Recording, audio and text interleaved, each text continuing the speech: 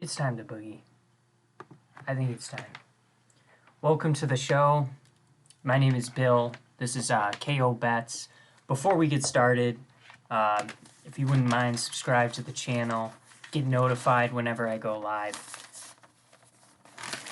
Eventually, I'll probably do this in a way where maybe everything's not so last minute, where I'm like uploading. I don't really know how to plan it. So,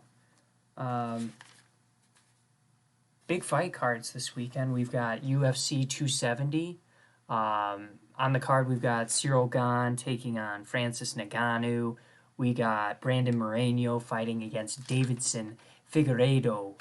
We've got Cody Stamann taking on Said Nurmagomedov. Any other hard names to pronounce for me? That one's not too bad. Vanessa Demopoulos. Nah, that's not bad. It looks harder. Oh, Jasmine Jazudavicius.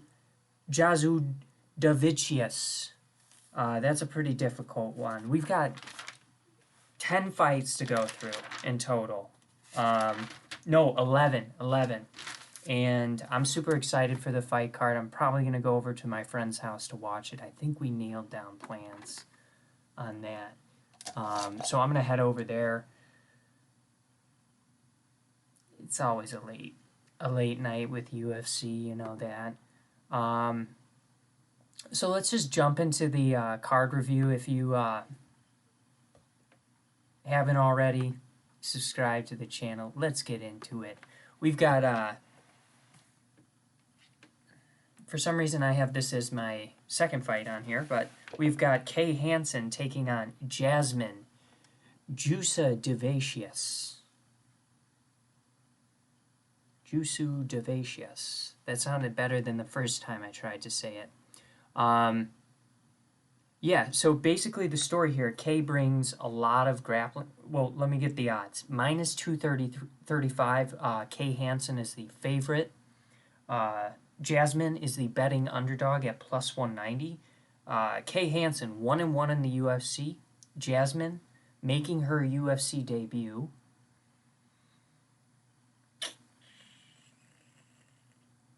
So what Kay's good at, she's good at jiu-jitsu, really good at submitting her opponents, probably is going to hold a little bit of a grappling advantage in this one. In the Contender Series matchup for Jasmine, she did have a lot of takedowns, but I would expect her to maybe hold the stand-up advantage in this. Man, it's a tough fight. I think in the next, like, in these first two fights, I'm just siding with the grapplers. So I'm going to side with Kay Hansen, the favorite, at minus 235. There's going to be a huge height discrepancy in this. You can see it right here on the screen. Let's talk through this. This isn't a bad idea. Kay Hansen versus Jasmine.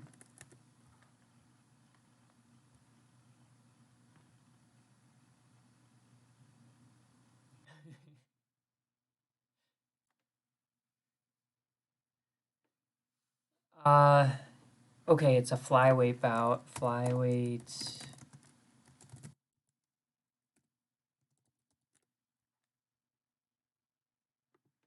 the weight for that? Is that 115?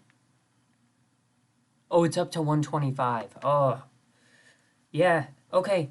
Actually, I'm gonna make a very big-brained move here. So, one of the people that Sylvana Juarez in the next fight lost to is Lupi Godinez, and I think she's a terrific fighter. But Lupi Godinez, a couple of fights ago, she went up in weight to face someone, and that wrestling just wasn't as apparent.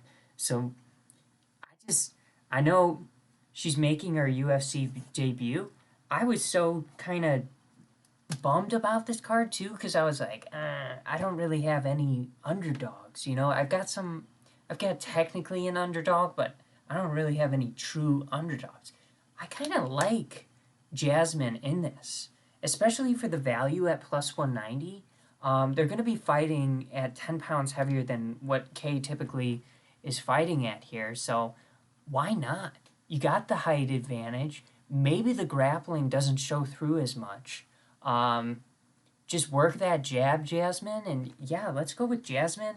I like a decision on in this. I think no matter what, um, I actually really like that. As a result, you could put like decision for either fighter. I think if Kay Hansen wins this fight, it's most likely um, going to be a submission though. But there's a chance it could be a decision. I feel like if she gets on Jasmine's back, it's probably not good for us. But yeah, I might I might entertain like the idea of a decision result in this. Um, yeah, possibly put a little bit on Jasmine, but I don't know. Understand this like minus 235 for K isn't a good value, but maybe you shouldn't be betting on this one at all because it is just like it's a little weird, and there's fights like this scattered all throughout the card. But specifically, just like I don't know, these first few fights are just really. I'm having a little bit of a tough time trying to predict with total confidence. So in the next bout, we've got Sylvana Juarez. She's 10-3. Not sure why it says 6-3. Taking on Vanessa Demopoulos, who is 6-4. I believe they were supposed to fight last weekend, and here I'm going with the grappler in Vanessa, Sylvana Juarez. She's 0-1 in the UFC. One loss to our girl Lupi Godinez. And that's understandable. Lupi's brings a lot of pace, brings a lot of tenacity, very competitive as a fighter. And Sylvana Juarez is more of the stand-up artist. So she's going to keep it on her feet.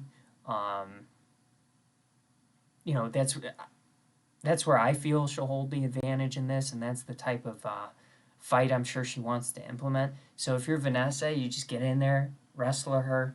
Again, if this is a flyweight bout, up at 125, I think I like the wrestler and the person who fights up there traditionally. So let's look it up. It's Sylvana Juarez and Vanessa Demopoulos.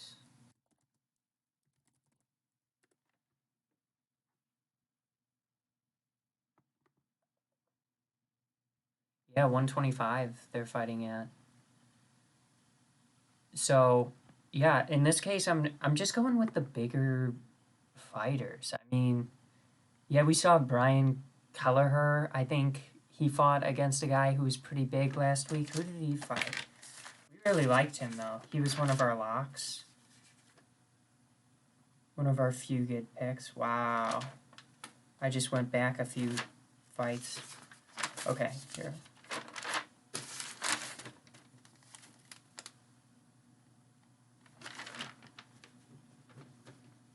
Yeah. Oh, he was supposed to fight against Saeed Yokub Kakramanov, but he fought against Kevin Kroom. That's right. And Kevin Kroom, he was taller. Um, but yeah, I don't know. Just I think after seeing Lupi Godinez go up in weight and try and compete as I mean, she's more of a wrestling special. She's good at wrestling. Um, I don't know. I just like that's my argument against Kay Hansen in this. Like, and then I'm going with Vanessa, I guess, on this one. So I'm going with Jasmine, the striker, and we're going with Vanessa Demopoulos in this one. Not going to nominate any sort of result for this one. Yeah, really tough to predict, but I'm guessing Vanessa's just gonna wrestle her and search for the submission. Will she get a submission? I, I couldn't tell you. What happened to what did Lupi do to? I mean, I think Loopy might be a little different. Yeah, round one submission. It might have been an armbar. I can't really remember Loopy's fight against Sylvana, but it might have been an armbar. So, yeah, I'm basically looking for Vanessa to wrestle, look for, play with the trips, get it to the ground, look for any sort of submission, start working those right away. Next fight, that's the prelims. Let's get into the prelims. We've got Matt Fravola taking on Gennaro Valdez. Gennaro Valdez making his UFC debut at 10-0 professionally. All 10 wins are finishes, so he's got 7 KOs. He's got 3 submission wins. Probably has a bit of a gas tank issue. On the other end, we've got Matt Fravola. He's 2-3-1 in the UFC. Very competitive. He holds favorite odds at -200. Gennaro Valdez +170. Gennaro's probably got like some sort of, I would say, stand-up advantage for the first maybe couple minutes of the first round of this fight.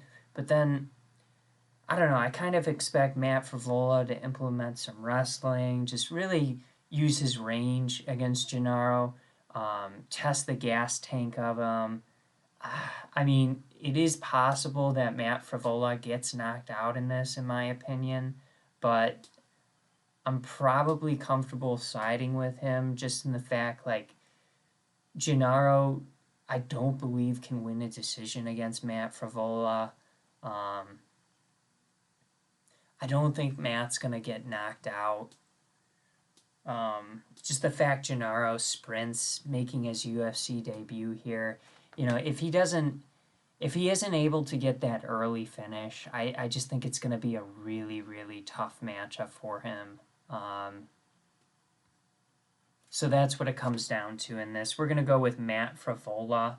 I said Gennaro, I like, if he's going to win, it's going to be a knockout, is how I feel. Maybe a knockout, ground and pound. Something like that. Matt Fravola, though, like, if Gennaro is just absolutely gassed, like, I wouldn't rule out the Matt Fravola submission in this one. I'm probably, let's see. I'm probably,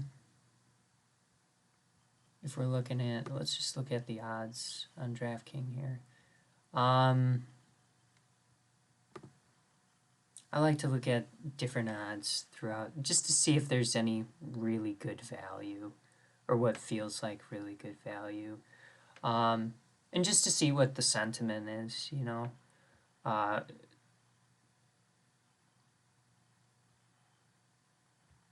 So, what was I going to look up? Yeah, so most people, I guess, technically, people don't think the fight is going to go the distance, and I tend to agree with that at -175.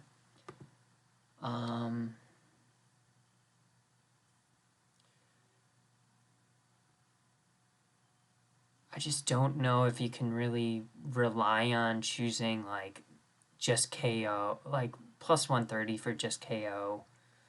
Probably not worth it. KO submish, -175. Same exact odds, so -175. I kind of tend to agree with that. I might put a little money on that it doesn't go the distance. Worst case scenario, my money line pick, Matt Fravola, he gets knocked out. But I think if Gennaro isn't able to do that early in the fight, like, I think he's just going to gas out. He's a sprinter, Yeah, I just think he's going to gas out. Next fight, we've got Tony Gravely taking on Simon Oliveira. Tony Gravely, 21-7. Simon Oliveira, 18-3, making his UFC debut. Tony Gravely, coming off of a loss in his last fight. He's on a 1-fight losing streak. He's got a decent overall game, but definitely a wrestler, I would say, at heart. You know, has a little power and pop to his hands, but not, you know, and probably is improving significantly every day on the feet, but, you know, isn't really, I wouldn't really, you know, he's got more of that not like a boxing style stand-up, but more of a explosive push forward, really typical of like a lot of strong wrestlers. Definitely has output, gas tank issues, in my opinion.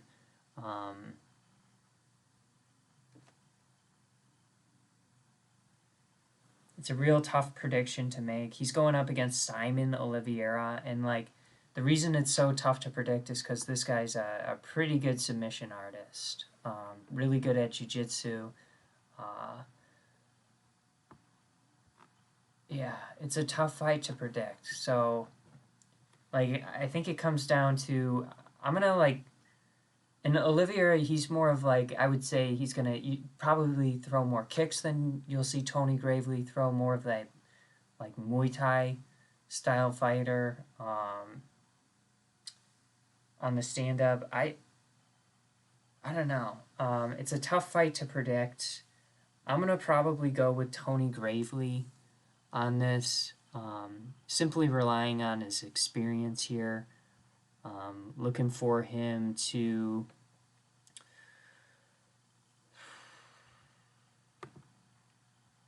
I guess I'm looking for him to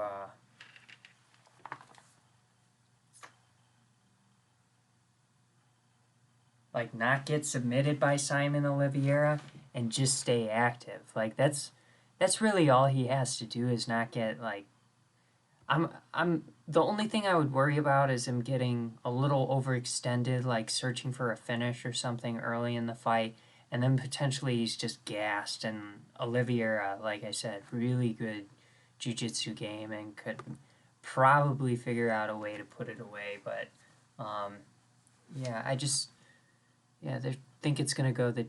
Oh no, they don't think it's gonna go. I do think it's gonna go the distance. Kind of. I think we're gonna get a Gravely decision, in all likelihood, is my pick. We're going to go with Gravely on the money line. Yeah, Vegas likes the Gravely decision.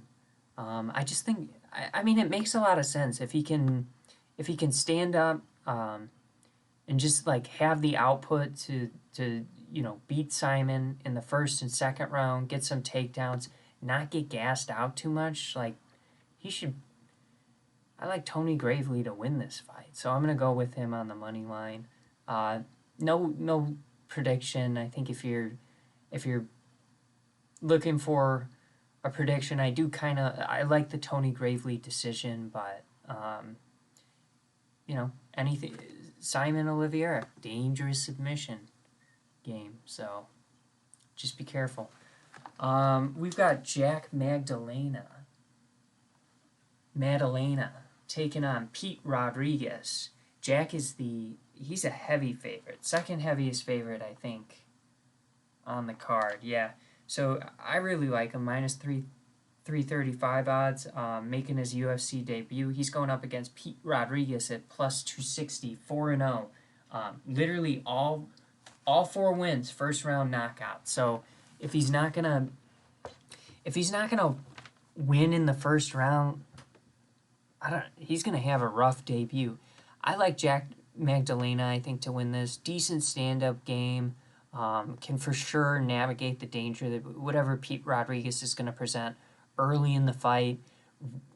He can implement wrestling. He can probably stand and trade with Pete Rodriguez after the initial portions of the first round where Pete is clearly dangerous.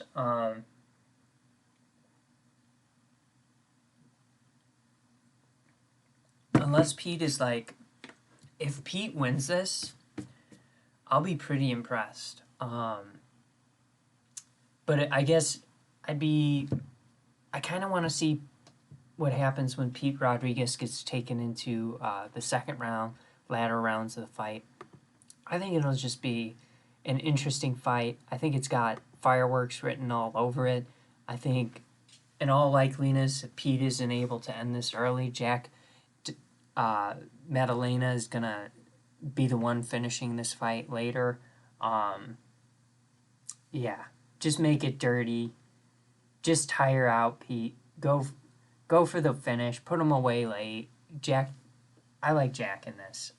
If we're looking at the odds for Jack, definitely more of an affinity for KOs. I think the smart decision is probably to avoid banging with Pete Rodriguez early in this fight.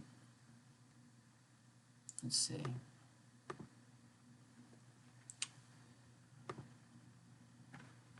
Hello to my viewer.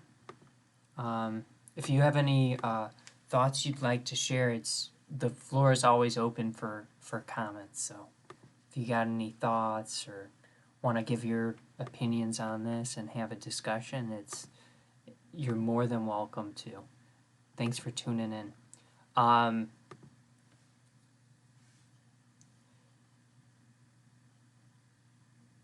They seem to like the decision, the KO. I would say you gotta probably, if you're gonna go with Jack, you probably want to just couple it with if you're thinking he's gonna finish it, just couple the KO and submission together. Yeah, just couple them together. That's an interesting one if you're searching for better odds, but honestly,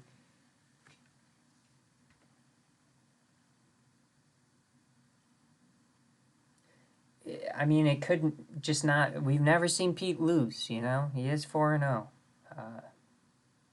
So I'm confident in Jack on the money line. I don't mind spending minus 335. I mean, it is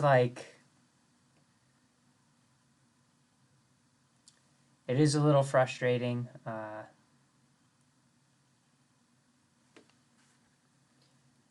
These odds for the finish.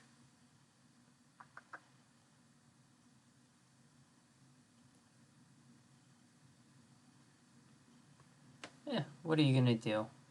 I think you can be confident in a Jack money line pick in this. I wonder what they say.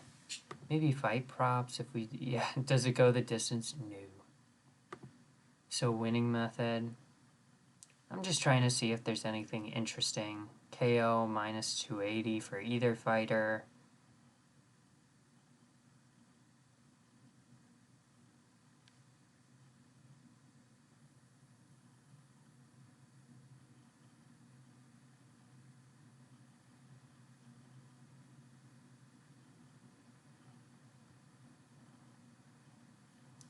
So you could do, Jack Magdalena, but it's the same as, the KO submission?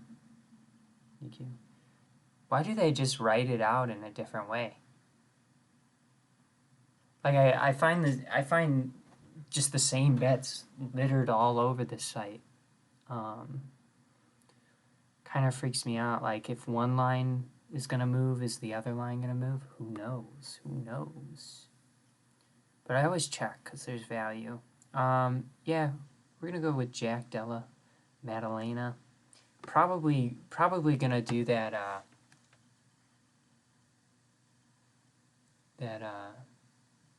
thing. What's up, Dennis? Is it Dennis or... Yeah, Dennis C? What's up, man? Probably going to do a little bit on that, maybe KO, submission, just ending the fight early for Jack. It would really suck if he gets, dusted early in the fight, and he might, be willing to stand and trade with Pete Rodriguez, which is a little bit scary. He just doesn't have that much experience, so That's the only thing that worries me maybe a little bit is just like, if a veteran fighter would maybe know to maybe just shoot for the takedown right away on Pete, right? Just avoid any of that first round explosiveness and get over it. So, next fight we've got Ryoni Barcelos against Victor Henry. Hey, Ryoni's gonna. I mean, he's the heaviest favorite on the card, minus 510. I mean, I wish he was at minus 400, something a little more reasonable. I think he's gonna dust this dude. Probably some sort of finish. Great fighter all around. Good Muay Thai, good Jiu-Jitsu, powerful, athletic. I mean, the dude is a well-rounded fighter. And he goes up against Victor Henry, who's making his UFC debut. And, like, the argument, like, if Victor Henry could potentially, like, take Ryoni to deep water, third round, late, like, maybe there's something there where he could finish it potentially late, but I don't see him taking 2 rounds. I don't really see him getting out of this fight with Ryoni conscious. You know what I mean? Like, he's not... I don't see Victor getting out of the fight conscious against Ryoni. Let's see. Yeah, so they like the Barcelos KO or decision. In general, people do not think the fight is going to go the distance at minus 135 odds. I mean, that's a little bit interesting because Barcelos does have a bad gas tank, and I think that's the only way Victor Henry wins, right? Whereas with Barcelos, I think you could potentially get that decision, but I think the odds for a knockout and a decision being equal, that's probably pretty good. Hey, bro. How to see the live for free? You want to watch the fights? Is that what you're asking? So,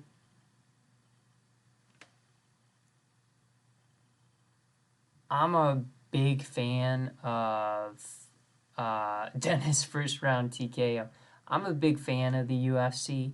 I understand, like, the free streaming aspect of people want to get around paywalls all the time, and I get that. I have a Disney Plus subscription. I just buy the like, I'm going over to my friend's house. We're gonna split the cost of the pay-per-view. That's usually what I do. I try and find someone to watch with, split the cost with them. It does stink all these streaming services are raising their prices, but they're all losing subscribers and they're trying to maintain profit margins. So it just, it's a vicious loop. I'm sure everything's going to go up in price. And I know the UFC events are more expensive this year. You could find it. That's all I'll say. You could find it for sure. There's good places to look for that stuff. Reddit. I would just suggest, like, use a VPN. Maybe we could watch some funny videos of, like, Dana. Just one day we'll watch some funny videos of Dana talking about in his post-press conferences, just like the illegal streamers. He's like, I'm a big Dana fan, but he's so dumb when it comes to the illegal streamers. He's like, oh, you guys aren't going to believe this. We got a big one today. We got a big illegal streamer. It's like, what does that mean? I think he was gaslighting us for, like, up until he got this ESPN deal, and now he gets paid no matter what. The UFC gets paid no matter what with the ESPN Plus deal. Like, he could care less if people are illegal streaming it at this point. But before it was on ESPN Plus, he would always talk like, oh yeah, we're catching all these illegal streamers all the time. So, like, if you're gonna do it, just understand that there's, like, be smart about it. If you need a VPN, VPNs are pretty cheap. Um, you know, just be intelligent about it. I'm not gonna promote or show you step by step how to find that kind of stuff because, I mean, I'm sorry, man. I'm just not gonna do it. I don't know if it's even like it just doesn't seem super ethical to me. But um, I get it, and not like listen to me talking. What did Connor say about Nate? He makes balloon animals with his left hand and gang signs with his right. Like I've got this great movie where I can watch movies that I can't find on some of the streaming platforms that I pay for. I've got this great website where I can look at movies, so I love using that. Yeah, yeah, Dana, I don't think he was able to, I think he was full of shit. I think he was trying to gaslight us and just scare us. But yeah, if you just like, I mean, there used to be like first row sports, but yeah, they're all just like a little. There's a lot of pop ups. Like, if you want to watch a UFC fight with your mom, do not illegal stream it. You're gonna get some crazy, crazy ass pop ups. Uh, we're moving on to the main card. Hey, if you don't mind, if you want to subscribe to the channel, I do the show the Friday before every UFC fight. Just give my predictions live. You can come hang out with me, or watch it on Saturday morning. As you're placing your bets, if you value my opinion. Um, did I even? No, I told you I like Barcelos in this fight. I mean, Barcelos is good. I kind of like the finish at minus 135, like inside the distance, but definitely like Barcelos in this fight. He's going to dust this dude. We've got Michael Morales taking on Trevin Giles. Michael Morales making his UFC debut. He's 12-0 professionally. Really good striker. 9 wins out of the 12 have been KOs. Fighting out of Ecuador.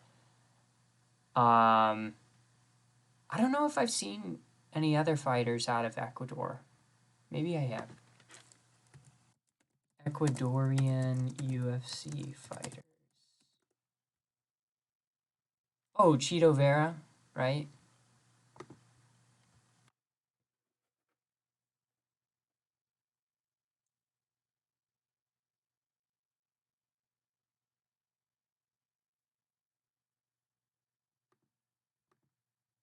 Man, there's a lot of pages.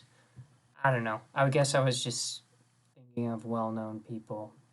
So Michael Morales, uh, fighting out of Ecuador, really good stand-up game, going up against. He's got a tough opponent in my opinion, in Trevin Giles. Trevin Giles, he got beat up pretty bad by Driscus Duplessis.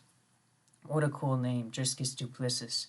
In his last fight, he definitely, I think, wants to strike, but he brings in a lot of experience, I think, to the table in this fight against Michael Morales, and he should probably, do a little bit of wrestling too. I think in this, he is dropping from 185 down to 170 pounds. I think what he needs to do is just make it really tough on Michael Morales. I'm trying to think.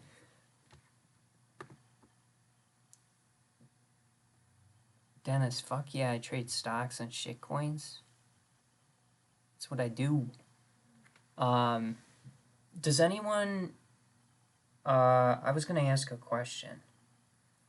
Oh, can anyone cite an example of like someone going down in weight class and having a ton of success? Because like the only person I could think of recently is like Jose Aldo. Um, when I'm looking at the UFC, like Jose Aldo's really the only guy I can really think of that's had like long term success going from 145 down to 135, and he's like he's good there. He seems rejuvenated, fighting a lot better, which is nuts because he used to have a hard time making 135. So I don't know. The weight loss,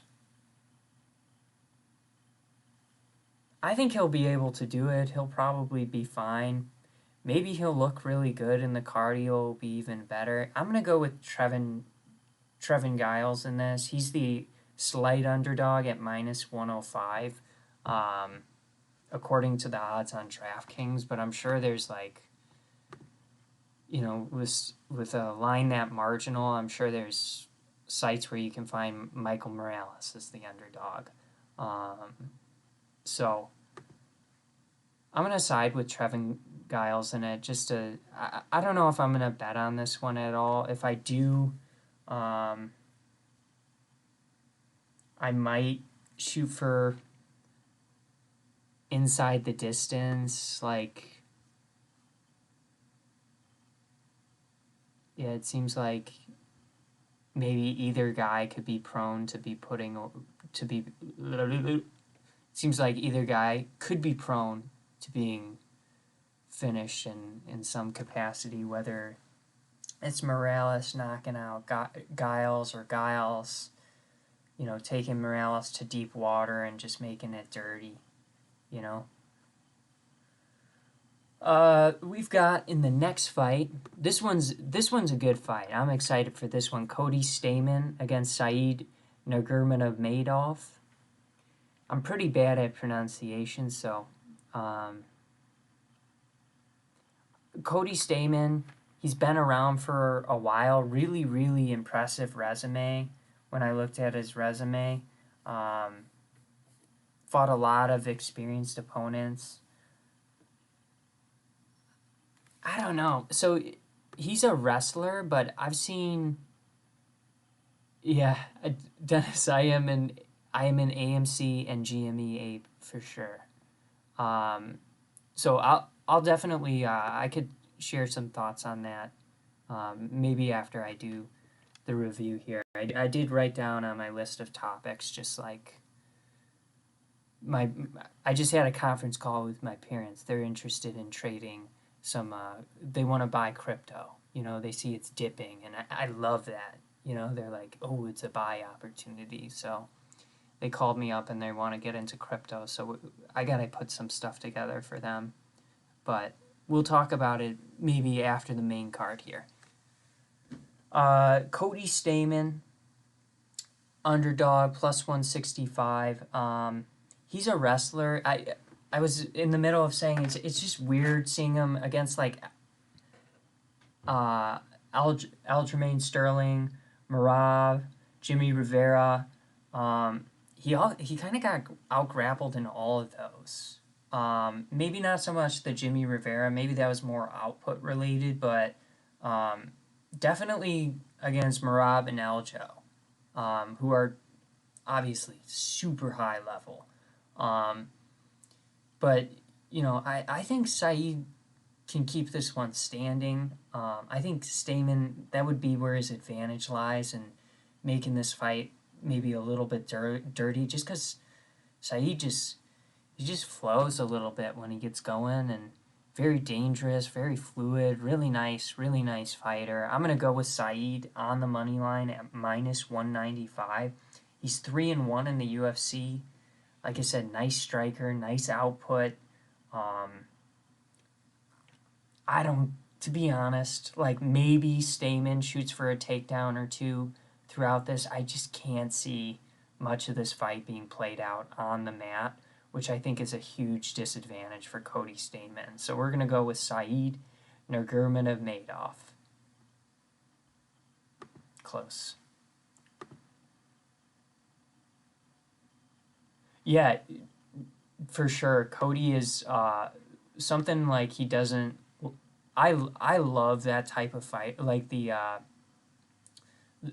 durable fighter who is just super super competitive and always stays in a fight. I like. We just saw Brian Kelleher last week. They like Cody's definitely got the stamina to last for 3 rounds against Saeed. I guess I'm looking at his fight against Jimmy Rivera, and there was a little bit of an output discrepancy. Merab, that was just getting out grappled, and then Aljo, you can't really blame him for that. Like, that's the highest of the high level grapplers in his division. But yeah, I guess I'm thinking Saeed's gonna, if I would say it would be a KO or decision victory for Saeed. I would lean towards decision, and it would just be like a finish where his output was better, and Cody maybe at max gets a couple takedowns, and it's just not enough to make up whatever the difference is on the scorecard. But yeah, he's a super entertaining fighter. That's a good ass fight. I don't know who Andre Fialho is, but welcome to the UFC, brother. You got matched up against a beast, and Michael Pereira, who is 26-11 with 2 no contests. He is the favorite at minus 280. He's on a 3-fight win streak. Super exciting. Does have a tendency to gas out. We saw that even in his last victory against Nico Price. But that probably should have been a split decision, if anything. Like, really lucky to get... I don't even know if it was a UD. I don't think it was a UD. It had to be a majority decision. It was unanimous. So he definitely took, I thought, the first and second round. Just Nico Price looks so good in the last round against Pereira. You just gotta... And he has won a couple decisions in a row. Man, tough debut, though, for his opponent, Andre. Fighting out of Portugal, 11 out of 14 of his victories come via the KO. Really exciting in his own right, good boxer.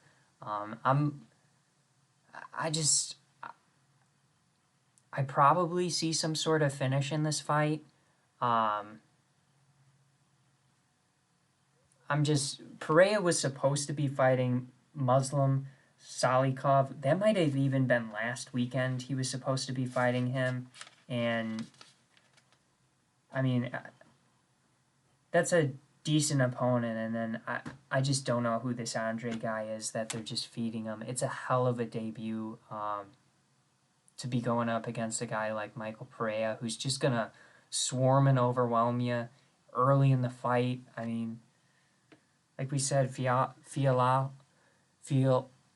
Andre has a pretty good stand-up game, and you got to give him a puncher's chance, but we know what Pereira is, and he's dangerous, so.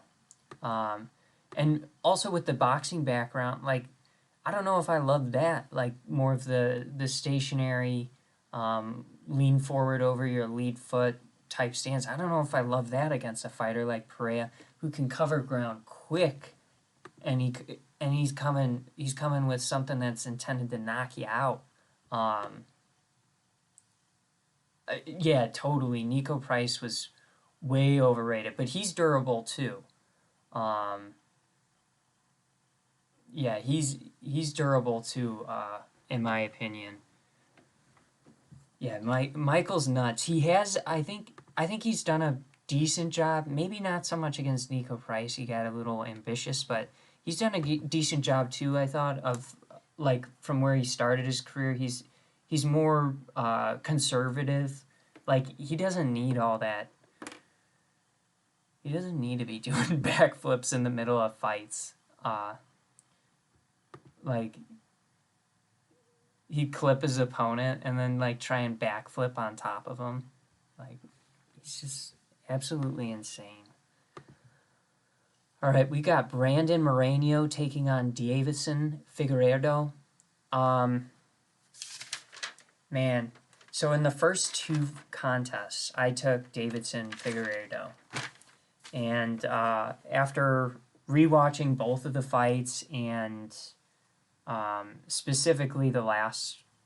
So I think there was an argument to be made that Brandon Moreno could have won the first fight. I think it was a very close bout. Ended in a draw.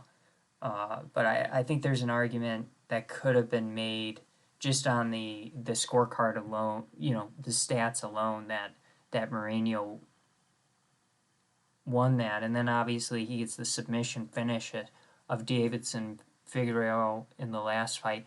I just think Mourinho is just like a tough opponent for Davison.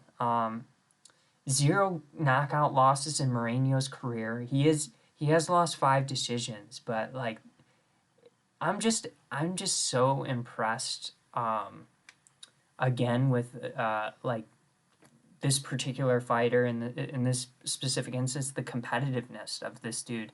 Like I could see maybe Figueroa winning a 3-round fight against Mourinho. I could see him winning if he gets a knockout.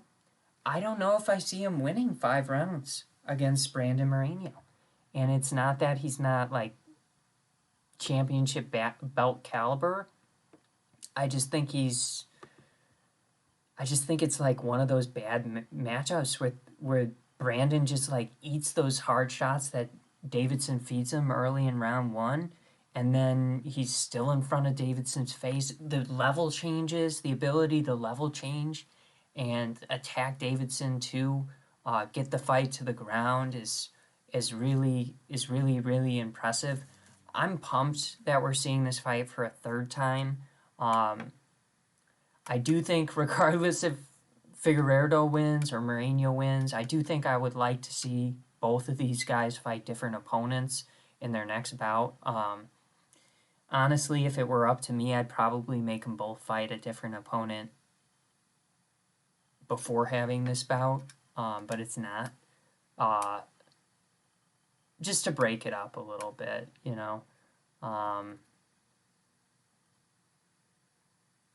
Yeah, I'm going to go with Brandon Moreno. Davidson's been training with,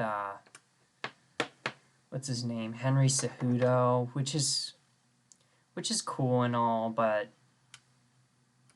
I don't know if that's going to make that big of a difference. I know that's Moreno's old training partner. Mourinho just seems like a really, really tough opponent. Like he's not going to get knocked out. He's going to have crazy output and he's going to go for takedowns.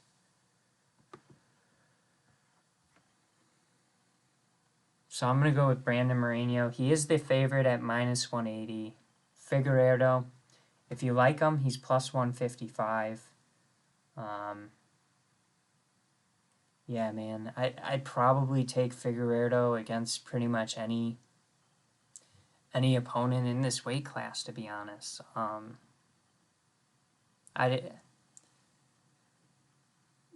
It's just Brandon Mourinho just presents certain challenges that just seem super tough for Davison to overcome, and I just don't see it happening. And I like Davison, and I picked him in the other previous fights because I thought like, oh, he hits harder and his output like might not be as much, but Brandon's not gonna wear the shots as he's gonna wear the shots worse than Davidson's gonna wear his shots. No, that didn't happen. Like Mourinho got the finish, so I think if Davison doesn't get a finish, like you're gonna see it round 3 again. You're gonna see just this quick slowdown, and he's gonna maybe be prone to being finished. I don't know though. We'll see. We've got Francis Ngannou taking on Gane. Let me just show you. Let's go to the homepage. One More Sleep.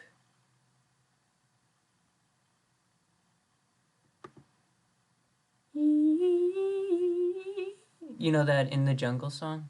I started too high pitch. I wasn't going to hit that note. Which lion is going to sleep? and which one is gonna take the belt. Francis Ngannou, 16-3. We saw basically in his career, a slight hiccup around facing Stipe for the first time. Probably got pushed into the spotlight a little bit too quickly at that point in his career. So he lost to Stipe, then lost to Derek Lewis. Since then, just returned to knocking people out. This is the first fight he's had since winning the belt from Stipe. And he's taking on Cyril Gane, who's 10-0 in the UFC. Just for the sake of... Oh, Fig had a automatic rematch clause in his first fight. Oh, okay. I gotcha. And probably because they fought to a draw, it was like, didn't even count the last time. Man, it seemed like Dana was so pissed when they fought to a draw. He's like, you guys really want to see that fight again? Everyone's like, yeah, the fans wanted to see it. And then Brandon ended up winning.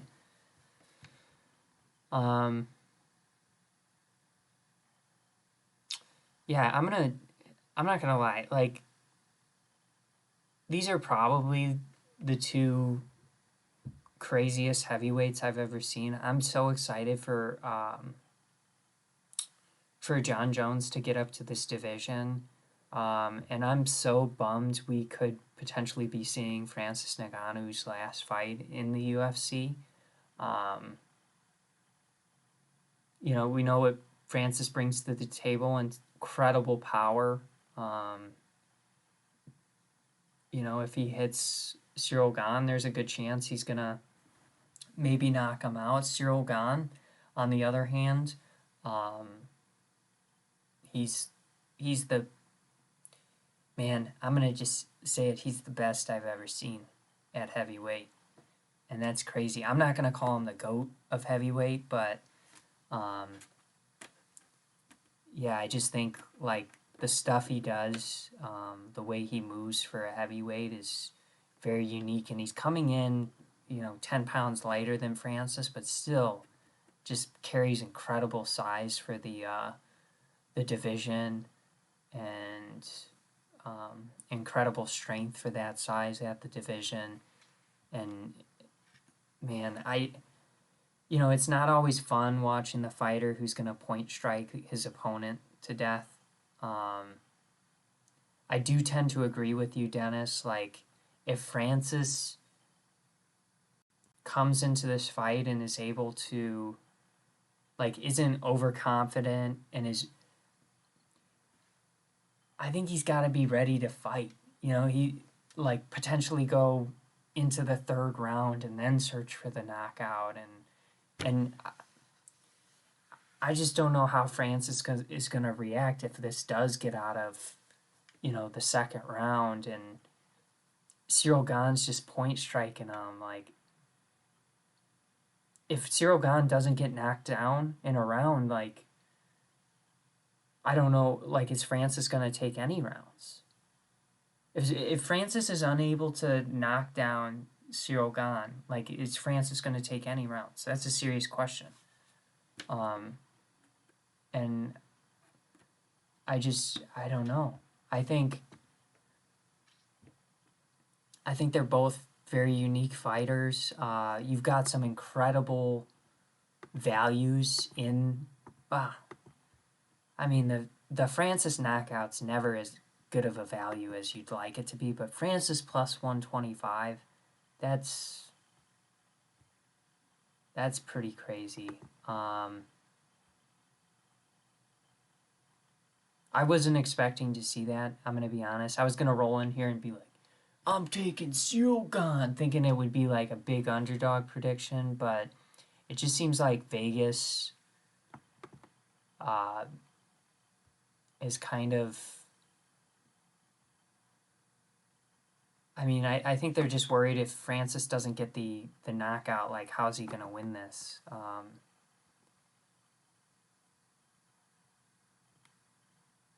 And that is a big if. he doesn't get the knockout. Because he often gets it on the first punch he connects with. Man.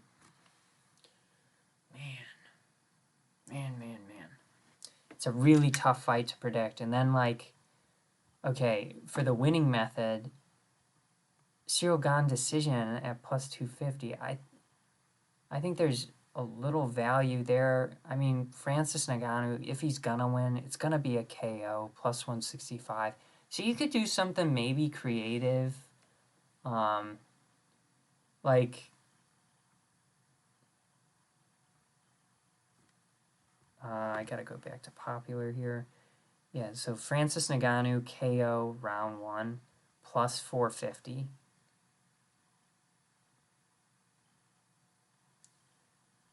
For the fight to go, and then you could do, like, you could maybe combine that with, like, the Cyril Gane decision at plus 250. But man, if Cyril Gane gets a knockout, that's not good. But you could do that and the Francis KO, so you're getting Francis. Ideally, Francis gets the KO, and you're walking away with essentially, like, what am I trying to say? Because both have odds better than plus 200, you could place equal bets on either one, and if either one hits, you're walking away with money. You're almost like hedging your bet, but I mean, I don't know if you even want to do that. It's just an idea to throw out there. But again, if neither one of those options hit, then you're losing both bets that you ended up placing, which is just craziness. Like, or if Francis gets like a round 2 knockout, then you're like, you feel so dumb for not like just doing the round 1 and round 2 knockout at that point and hedging it that way. So Dennis, I'm gonna go with Cyril Gane as my prediction.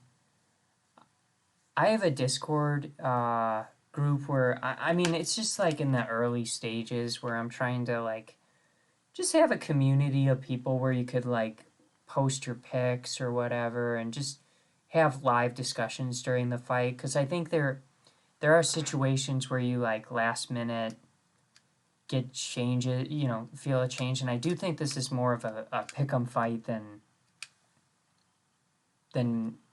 so there's value, I think, on Francis on the money line.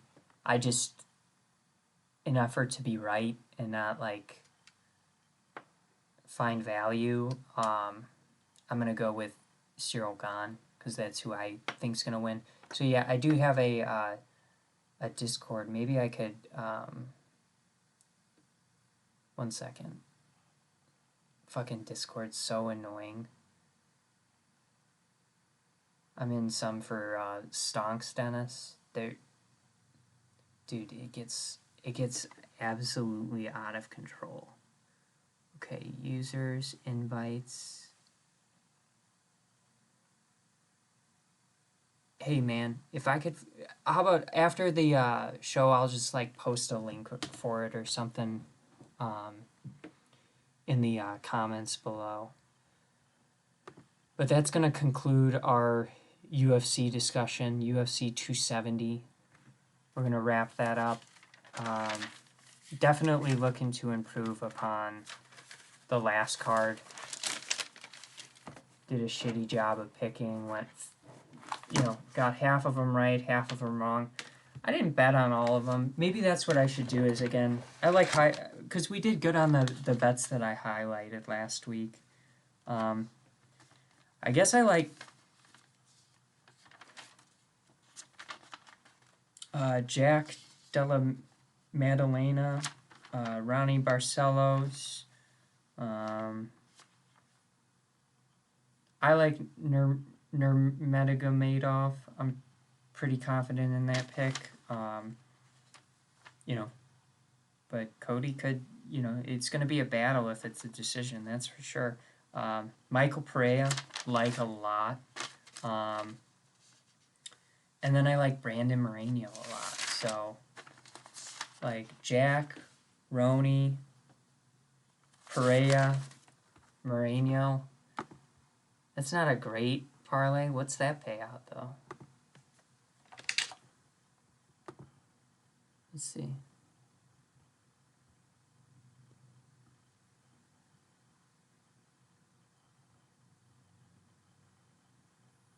Here it is. Jack, Ronnie,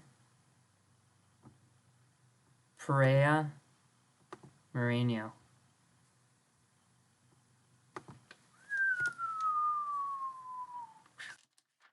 So two plus 227. Nice. Nice.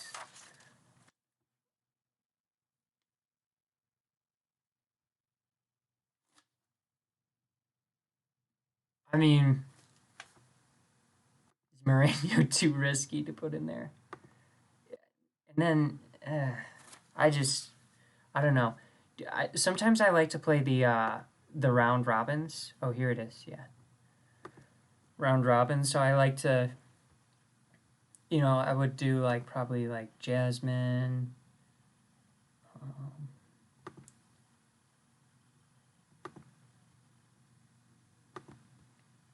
maybe do.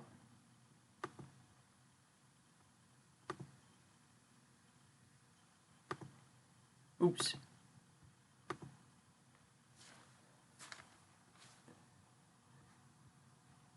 Yeah, we'll save this for later, but I'll save that for the Discord. I'll put it in the comments, and I always post my picks on my Discord. I think I'm the only member in it though, which is stupid. Um, so yeah, that'll conclude our UFC picks for today. Um, in addition to the UFC updates, we gotta review the my Chicago Bulls status.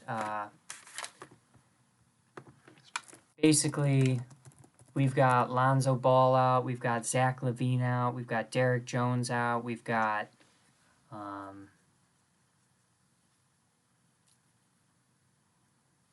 think Javante Green's still out. I mean, like, we got to get our four healthy. We're beating the Bucks, it looks like, tonight, which is pretty cool.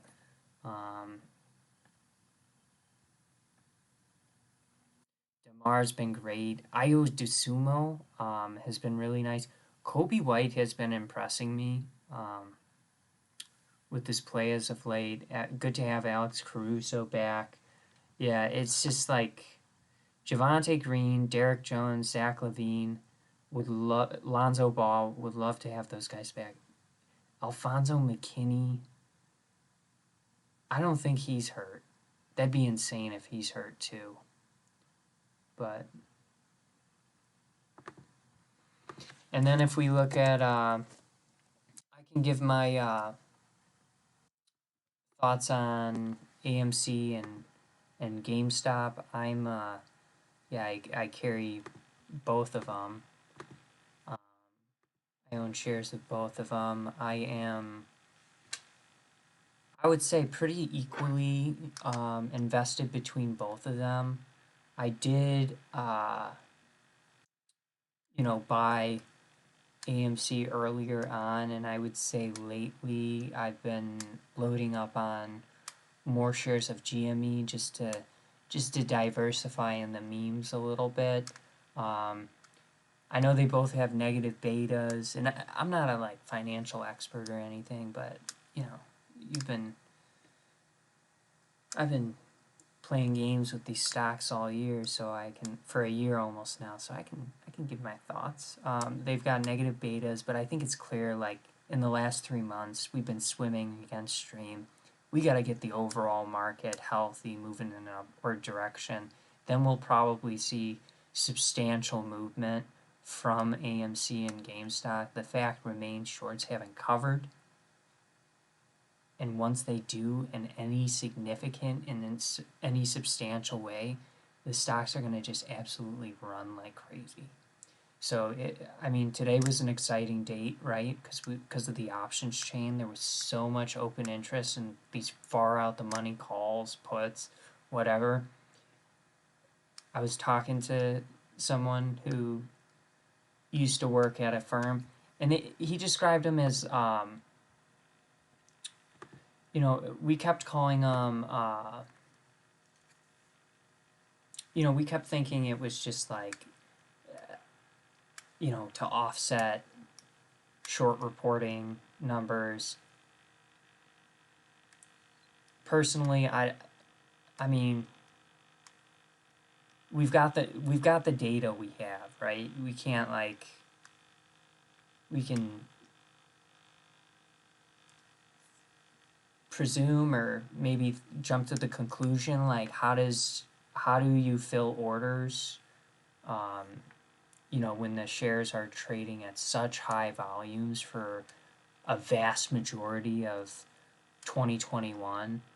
um, but you can only work with the set of data that you have, and I think I think so the person who worked at the firm, they referred to these far out the money calls and puts as like doomsday brackets is what he called them, and it's more of like insurance is what it sounded like if something did happen and get out of control on options expiration date. Like there were hedges in place by people who had positions in the stock.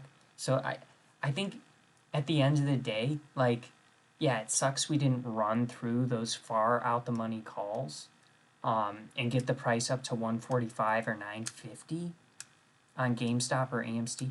But the fact like someone's taking out insurance policies just in case it gets to those levels, and you saw the open interest. It was like, I mean, we're talking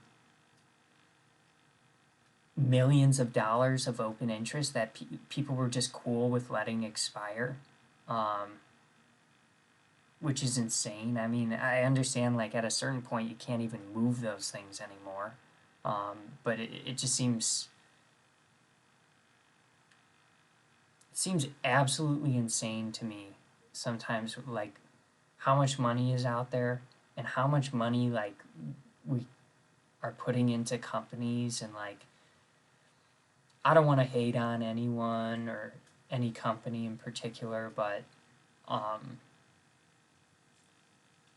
yeah, it just seems like picking and choosing stocks is vastly speculative. Individual stocks is vastly speculative. It's all speculative.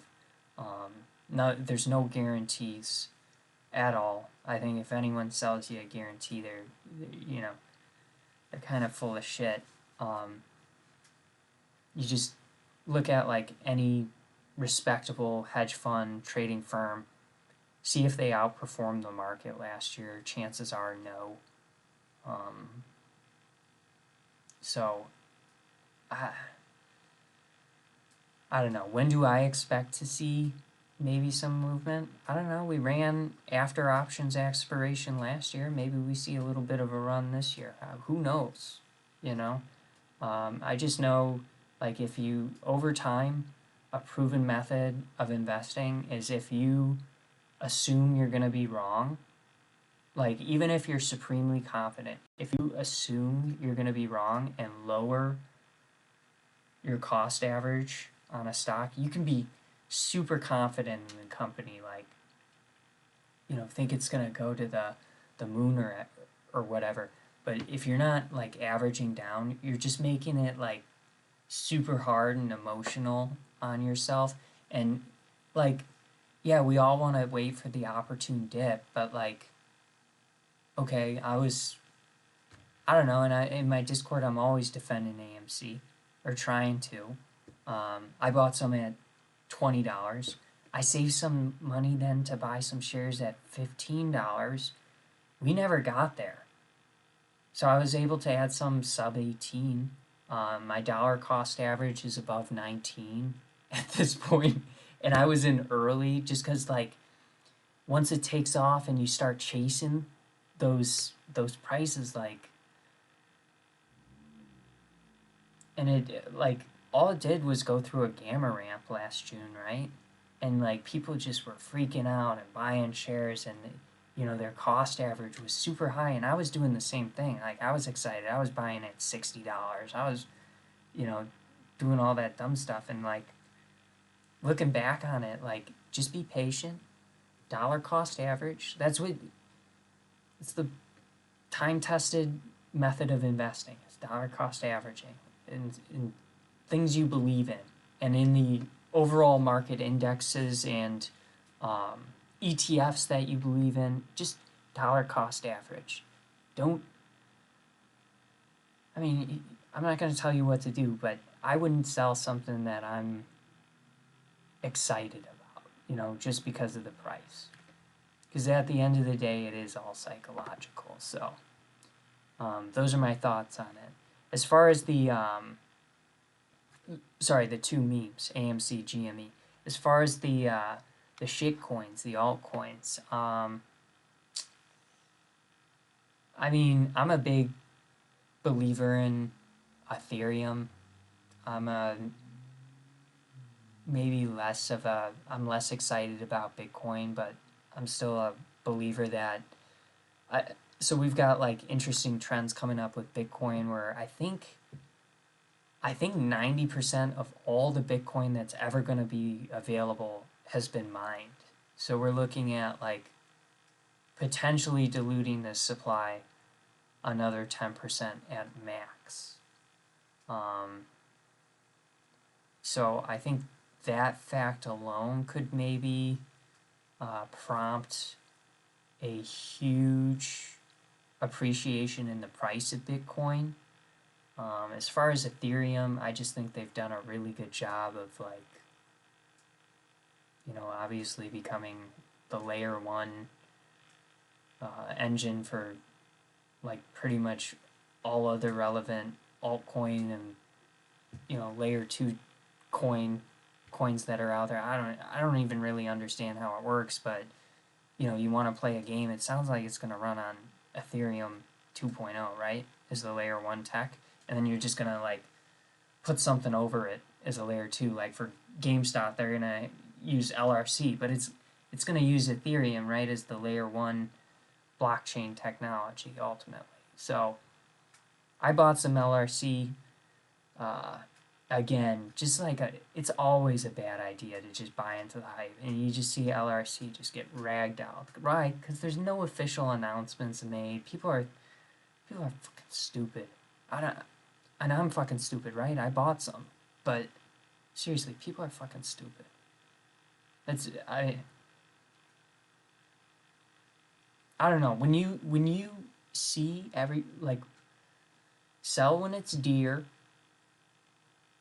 and buy when it looks homeless. Just throw some money at it. The pot stocks, I threw some money at them this year. They look homeless at the beginning of the year. And then like 2 days later, Tilray had like a $10 pop.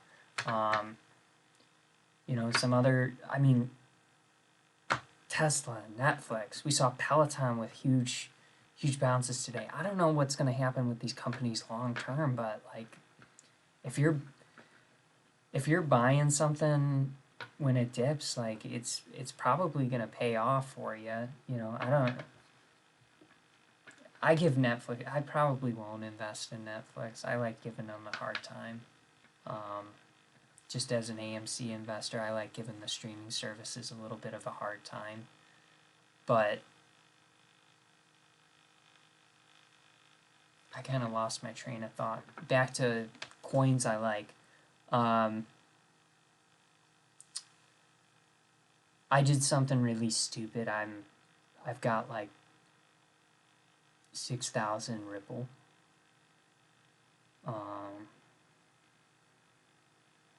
It's going through a lawsuit with the SEC, but I kind of think like, so how the U.S. court system works, I kind of think like the result of Ripple's case is going to serve as, what do we call it?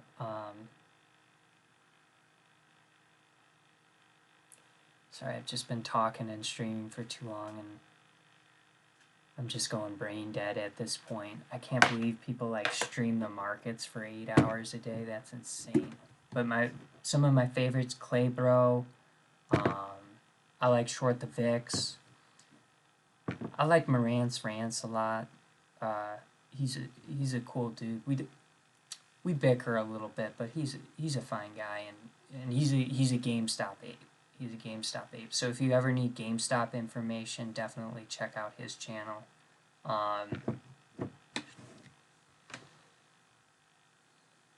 Precedents. The Ripple case is going to serve as precedents for other cases. And you can say what you want, but there's evidence that the SEC has allowed companies like Ethereum and Bitcoin to run and do their thing in an open free market ecosystem. And there's evidence of people, members of the SEC profiting hundreds of thousands of dollars off of this stuff. Just picking and choosing winners and investing their own money. Which, by the way, so like taxpayers, they pay money to the government. And then the government distributes that to government organizations. So they take taxpayer money, their salary, and they pick and choose winners. It's insider trading on the crypto level. And to call it anything else is just like a technicality or whatever and stupid. So I think the Ripple case, I mean, yeah, does maybe the coin fucking fart out and die? Sure. But there's like 80 banks set up to handle Ripple payment. I think it's the official cryptocurrency of the oil industry, like in the Middle East. They got some sort of deal. It's like all the shit where people talk about instant transfer fees. That's Ripple. That was Ripple was first. So like Ethereum, yeah, that appreciated a lot in value. But then guess what? It wasn't efficient. They had to make Ethereum 2.0 as the technology. And they're like, oh, it's quick. And if you put LRC on it, it's instant. No, that's Ripple. And it was first. And as soon as they get through the lawsuit, regardless if the results are good or bad, like if the results are bad, guess who's crashing? The entire crypto industry. If the results are good, guess what's running wild? The entire crypto industry. So Elizabeth Warren, I think she kind of gives a little bit of lip service, publicly, putting pressure on some of these organizations to like get their act together. Like what she's been asking for the SEC to wrap up this, like the Ripple case for she gave them till the end of summer, and it's still ongoing, And when will it end? Who knows? But I don't know if I'd want to be buying any crypto at the peak if it's going to serve as precedents. Like, whatever the outcome of this is going to serve as precedents throughout the rest of the industry. And like, I love the argument. Like, I know, like, true crypto transactions cannot be regulated, and that is true. But a vast majority of us, and a vast majority of the U.S. population, they're not gonna. Sites like Coinbase and Uphold and Crypto.com, like, that's the shit people are going to use and understand how to use. They're not going to understand how to mine. They're not going to understand how to, open up, they're not going to understand the concept of a wallet or a key. Like, I'm talking to my parents, I gotta do a presentation for them and put together some Excel spreadsheets just on what I invest in and what I watch, and maybe direct them to people I respect and appreciate within the industry. I think there's some really smart people in crypto. I think there's some really smart people that understand on a. It's probably worth just like talking to Um, like in those discords, there's always like new coins dropping all the time, and it's interesting, and it's probably worth talking to someone who has released their own crypto currency just to see like what's the purpose of it. Is the like because there's so much utility and purpose outside of just like building wealth. Like it holds value for a reason, and the reason is there's a finite supply. Um, oh, Dennis, you got to look up what's the name of it? Brain Chip Holdings. Okay, so I think AI is going to play an important role in blockchain technology, and this is a open. I think it's called like an open circuit processor, and it's by Akita. It's called the Brain Chip. This is something I need to figure out like how to invest in the stock market. And oh, let me share the page. Sorry, I'm pulling it up here and you can't even see it. Brain chip. So like, I think in a normal circuit, like we've got our circuit board here. Let me see if I can find a great illustration. Oh, here we go. So I think on a normal, like in this normal processor chip, you've got basically like a flow.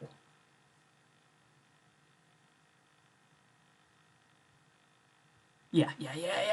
And this is what they talk about on frickin' when they like are talking about like compressing files on Silicon Valley and stuff.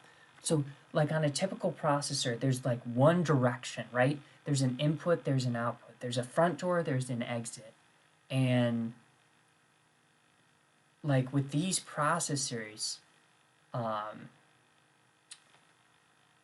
I think everything is going to be both an like an inflow and an outflow, or have the ability to inflow or outflow. So it's just gonna make like somehow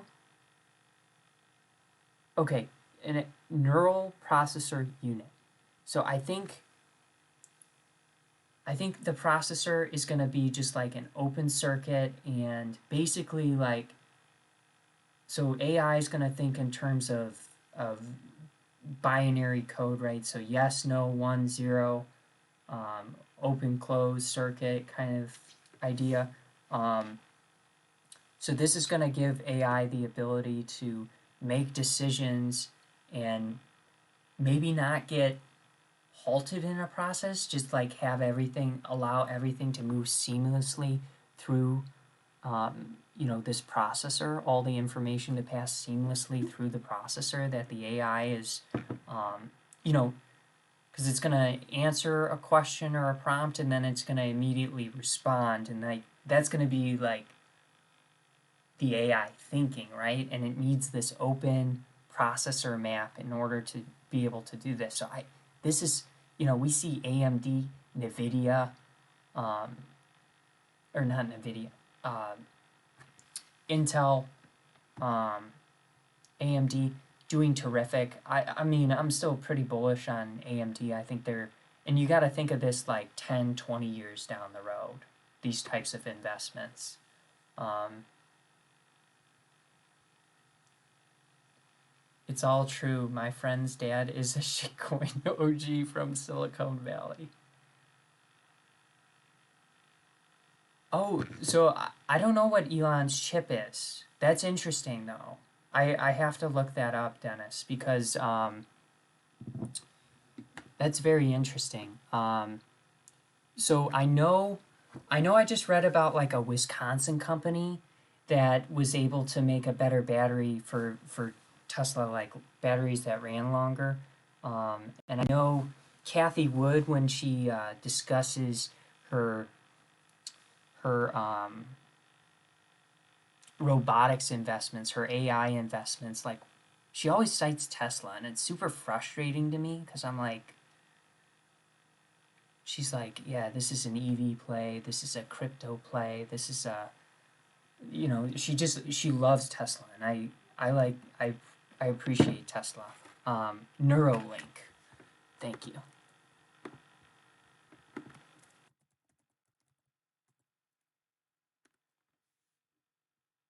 Let's look it up. I'm excited about this. Thank you.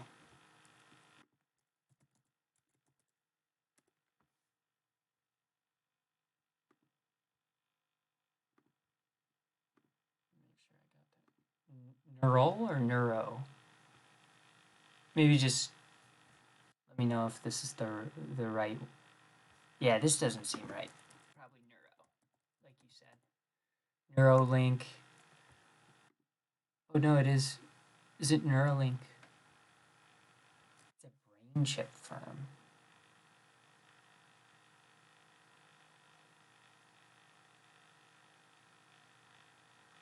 What the fuck is Elon doing? This is. So it's a brain chip. It goes in your brain. No, Dennis, this isn't real. You're freaking me out, man. He's doing this?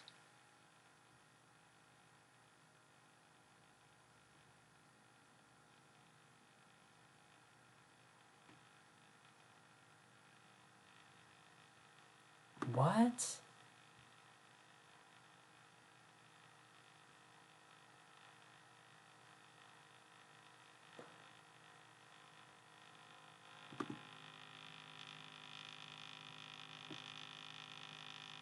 I wonder what like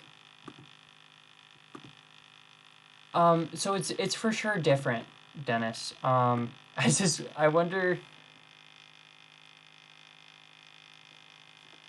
Yeah, I find so in my head, yeah, I was a little late to the Tesla game. I mean, the price now is real appealing to me today. Like it dumped, and we've just seen it rip like back up above 1,000, 100,000, 200, like so many times. So it's a bit appealing. Actually, people in my Discord are loving it as a buy opportunity today, just because like all the people in my Discord, we like it because whenever it dips, like he's just got like this army of buyers who come in and scoop up shares. It seems like constantly. Yeah, my thoughts on him. He's so when I said I don't want to diss anyone, like Tesla's worth I think 100 times the entire auto industry combined, and I can't justify that valuation in my head. So you know, I think Tesla is a terrific company. Um, I wonder like how much money is too much money? Like, why doesn't Tesla just delist or something like just for the greater good of humanity? Because I don't think it does anyone any favors that like Elon Musk being the he's entitled to it. I'm not gonna get upset at him or anything, but like, how does Elon Musk being the richest person in the world help anyone? Seriously, he's fucking building rockets, trying to explore Mars. I mean, the Boring Company is an interesting idea to help reduce traffic congestion. It's a fucking tunnel. Um, so I'm a fan of Elon in general, but I'm not like yeah, I'm not like super. I don't know. I'm not buying his stuff. I would like to. I don't know. And then like so, my parents. I grew up with some parents who worked for British Petroleum. I work in plastics right now, so I'm kind of in the oil industry. Um, I think the perception, like, I think there's this misperception about energy. And, like, we ran into so many problems last winter, and I'm terrified we're going to run into them again, like, in February or January here, where the Gulf region, like, we're doing all this, we're building all these sustainable energy sources like windmills and solar panels and stuff like that.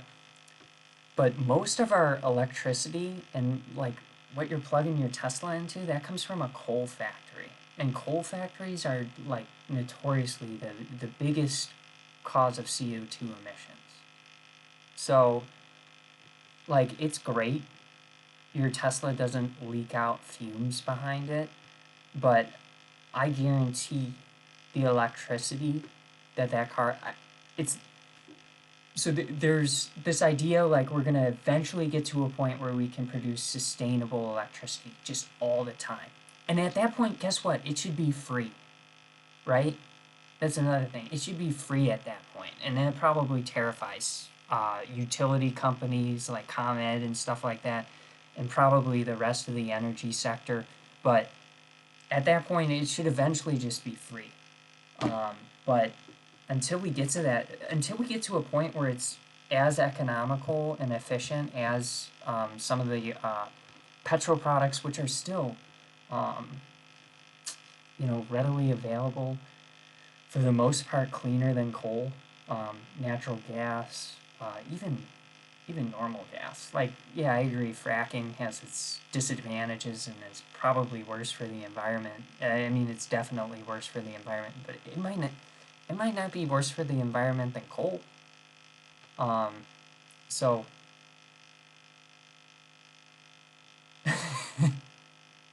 yeah, I mean, I just I think at a certain point, like he's only got so much time and energy, so like, why are we giving him infinite money to just like spend on whatever he's interested on? That's my thought. So, I mean, and I want a Tesla, right? Because they're fucking. I don't know. That's just like it'd just be like a status thing, though. Is all. So I would never buy something. I don't think for that reason, unless I could had like fuck you money and could afford it. But yeah. Hey, Dennis, it's been a blast, man. I hope you subscribed. I'm gonna definitely put the Discord link in the comments if you would like to join that.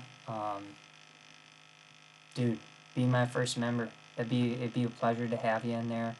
Um, I could even invite you to some of the stonk discords and stuff I'm in. But thanks for. I really appreciate you tuning in. If you haven't already, please subscribe to the channel. Have a wonderful weekend, everyone. I'll post my pics on Twitter and in the Discord, and then just I think my Twitter's somewhere on the screen. Yeah, it's up there at Bill Callahan 92. You can follow me there, DM me there. I love just hanging out, talking about this stuff. I'll be on. Do we have? Man,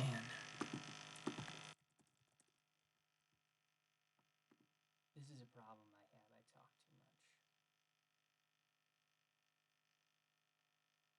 Like I'm gonna be on Sunday to do my NFL picks. I just want to see if there's only games on Sunday or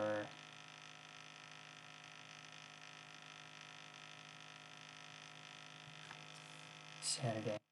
All right, so I'm gonna go with Tennessee at home, Green Bay at home, for sure.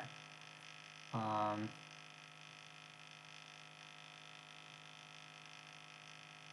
so my picks are from the AFC. I think Buffalo's gonna make it, and from the NFC, I think Green Bay is gonna make it to the Super Bowl. I think Green Bay's super good, but man, this time of year it just gets scary picking these games, huh?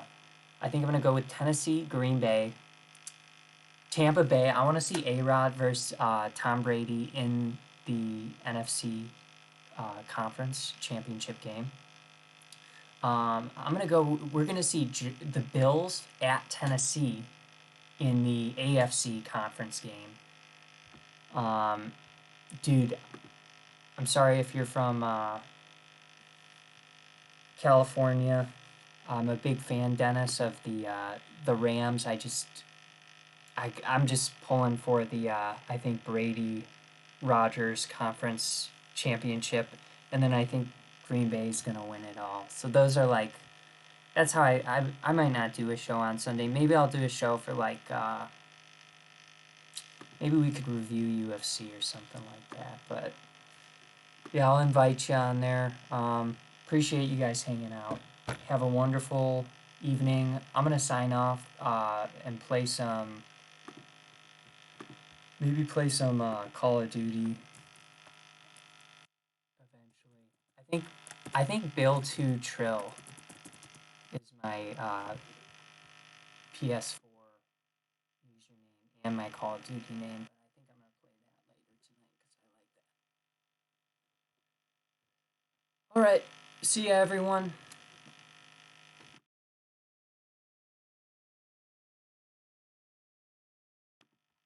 We'll get some music going here on the sign out.